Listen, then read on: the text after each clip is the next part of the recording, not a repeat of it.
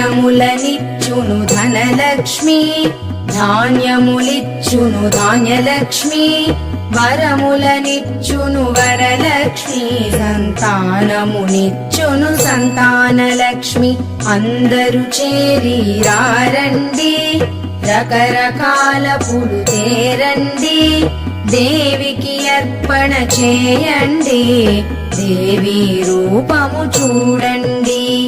సాయంకాల సమయములో సంధ్యాదీపారాధనలో వచ్చును తల్లి మహాలక్ష్మి, వచ్చును తల్లి వరలక్ష్మి.